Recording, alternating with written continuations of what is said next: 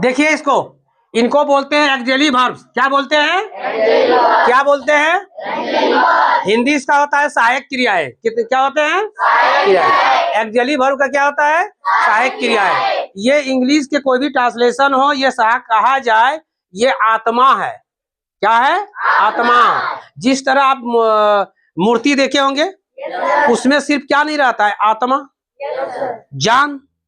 अगर वो रहता तो इंसान बन जाता कि नहीं बन जाता? होता कि नहीं होता? सेम उसी प्रकार उसमें नहीं है क्या? आत्मा नहीं है, जान नहीं है, जिस कारण वो क्या बन गया? मूर्ति। जिस तरह आदमी के शरीर से निकल जाएगा जान, निकल गई आत्मा, तो हो गया लाश। सेम उसी प्रकार है। ये है ट्रांसलेशन को हो या इंग्लिश के ग्रामर में जो भी हो, उसको क्या चाहिए? एक्जेली वर्ब। ये नहीं रहेगा तो पूर्ण नहीं है। उसी ट्रांसलेशन के लिए क्या है? ये एक आत्मा है, एक जान है। कौन? एक्जेली वर्ब। यानी क्या नाम है? सहायक क्रियाएं। क्या नाम है? सहायक क्रिया। इसको 5 भाग में बांटा गया है। कितने भाग में बांटा गया है? 5 भाग में। ऐसे मुख्य रूप से कहा जाए तो सहायक क्रिया नहीं, एक्जेली वर्ब 29 को होता है। कितने होते हैं? 29। ठीक है, तो उसको 5 भाग में बांटे। पहले वाले को बी, इसमें बी में क्या को रहेगा? 10 गो। इसमें क्या होगा? 5 गो। डू में होगा 3 गो। बी प्लस डू में होगा 8 गो। और मार्जिनल में होगा 3 गो।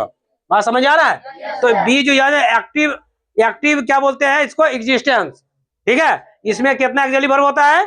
10। एक्टिव एग्जिस्टेंस में क्या एक्जेली वर्ब होता है? 10 गो।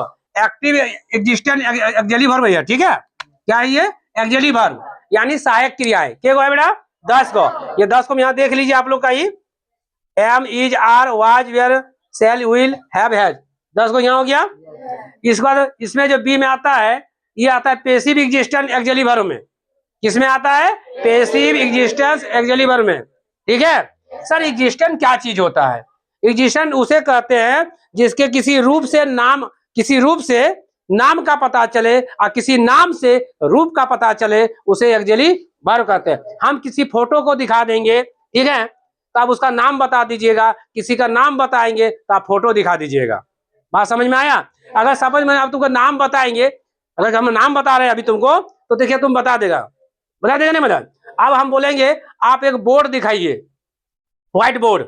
ये है व्हाइट बोर्ड, नाम बता रहे हैं, लेकिन तुम उसका रूप दिखा रहे हो कि नहीं दिखा रहे हो? दिखा रहे हो। अगर हम आपको बोलेंगे कि पंखा दिखाइए, दिखा दे रहा है? दिखा दे रहे हो नहीं? यानी नाम बता तो क्या दिखा रहा है? रूप दिखाए, है ना? आज यदि हम आपको रूप दिखाएंगे तो तुम क्या बोलेगा? उसका नाम बताए। अब हम रूप दिखा रहे हैं, क्या है?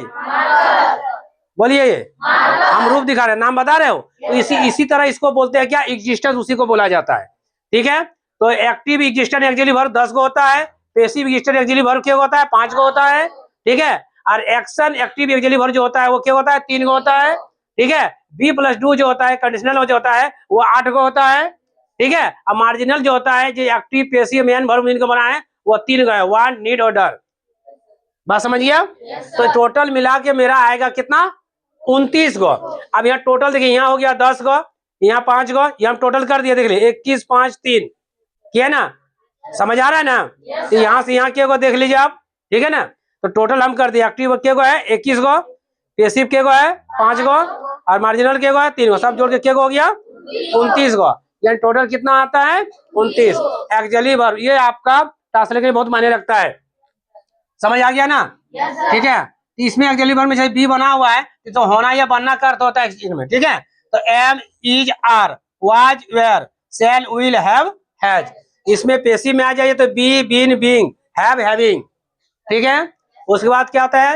एक्शन में डू में तो एक्शन में काम वाला में आता है, क्रिया में, काम में, जिसमें उसमें क्या आएगा? डू, डज और डिड। ठीक है, अब बी प्लस डू माने दोनों मिल के बना हुआ है। किसने? कंडीशनल, जिसे आता है can, make, could, might. Can का पास्ट होता है कुड, मे का होता है माइट। ठीक है, और ये सूट जब बना सेल से बना था।